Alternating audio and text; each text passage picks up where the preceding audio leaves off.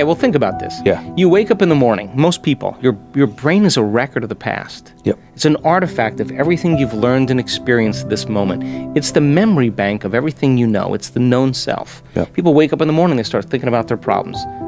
90% of the people do this. Those problems are memories that are etched in their brain. Yeah. They're connected to certain people and certain objects and things at certain times and places. Yeah. If they believe their thoughts have something to do with their future, the moment they're remembering their past, they're thinking in the past. Yeah. Every one of those problems has an emotion associated with them. Yeah. So then all of a sudden they start feeling unhappy. Well, thoughts are the vocabulary of the brain. Feelings are the vocabulary of your body. Yeah. How you think and how you feel creates a state of being. So most people start their day with their entire state of being in the familiar past. Now, when they're familiar past, they're going to crave the predictable future because they want to stay in the known. Yeah. The unknown, that's just, they'd rather hang on to their suffering and their pain than take a chance in possibility. In fact, they don't even know they're suffering. They just think it's how they normally feel until they decide to begin to change. So when we're studying spontaneous remissions, people kind of stumbled on this by trusting something innate in them, something intuitive in them. Not so mechanical, but just like, God, if I had another shot at life, how would I think? How would I act? How would I feel? Who would I become? Who will I be? And they began to change by thought alone. The last thing they had in common, which was really incredible, is that when they closed their eyes and began to image who they wanted to be when they opened their eyes, they lost track of time and space.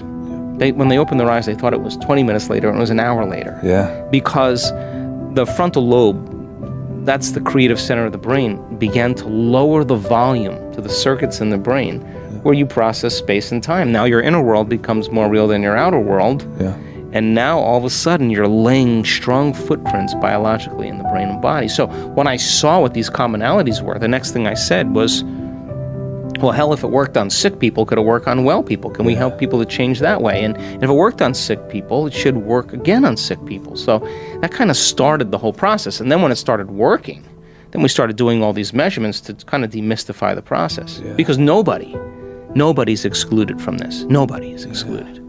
Trauma is the stronger the emotional reaction you have to whatever's causing it. The more altered you feel inside of you, the more you pay attention to what's causing it. And the brain holds the image and freezes it and takes a picture. And now you emboss that neurologically in the brain. Now, people will think neurologically within those circuits and feel chemically within the boundaries of those emotions. And so then you'll ask them, why are you this way? And they'll say, I'm this way because of this event, which means I haven't been able to change since that event, even though it's 20 years ago. And so every time they tell the story of that event, they're refiring and rewiring and producing more of the emotions to reaffirm the fact that they are who they are, excusing themselves from changing. Now, here's the crazy part. The latest research on memory says that 50% of what we talk about in our past isn't even the truth. So people are reliving a miserable life they never even had. They embellish it just so they could reaffirm the emotions that they feel, so that it keeps them as the same person. You have a lot of neuroscience because you're treating the nervous system through the spine. So I had a lot of experience in central nervous system, peripheral nervous system, autonomic nervous system. I know a lot about it, knew a lot about it.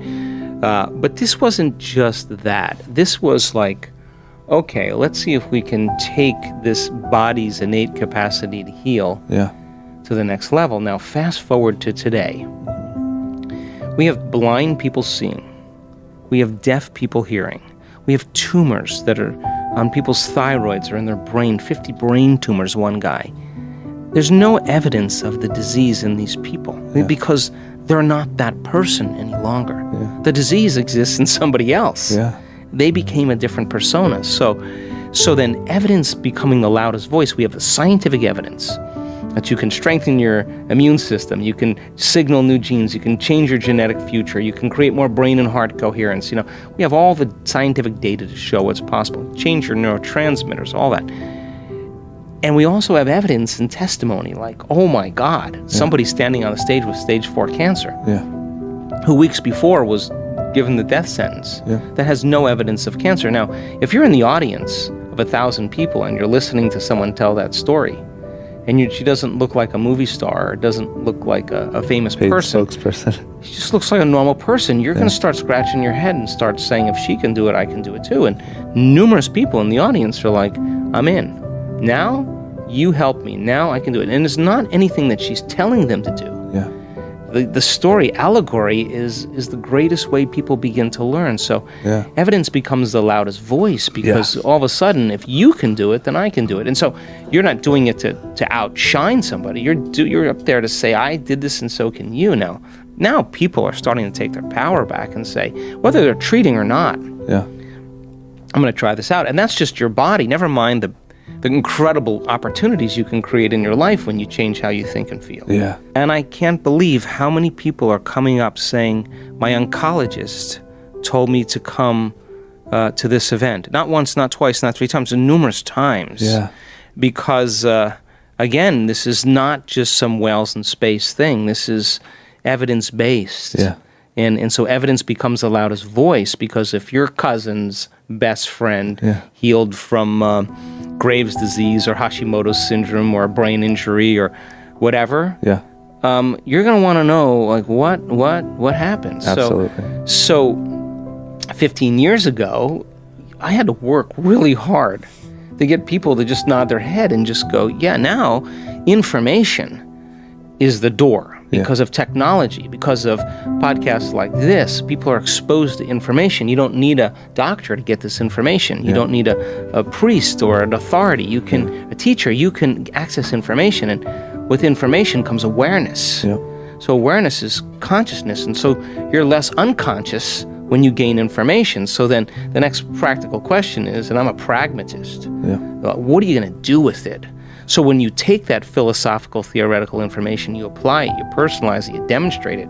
If you can get your behaviors to match your intentions, you can get your actions equal to your thoughts, your mind and body working together, you're going to have a new experience.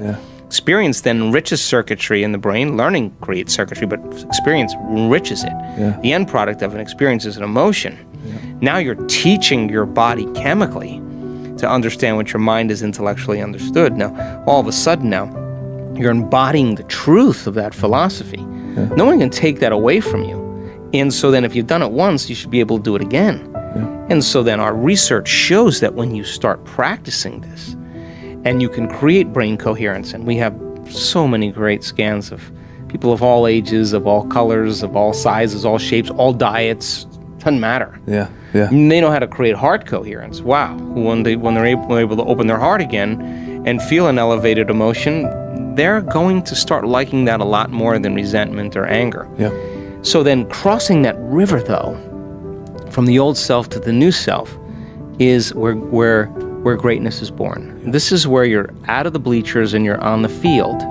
And that place of uncertainty, that place of unknown, is the perfect place to create in. So our research shows then that if you're able to just practice, you'll get better at it over time. And now, more and more people are doing it so quickly. We have universities looking at our data saying, we don't know what you're doing there, but people can change their brain states in like 4 seconds. That's unheard of. 5 seconds. How does it? Well, they just know how to do it. Why?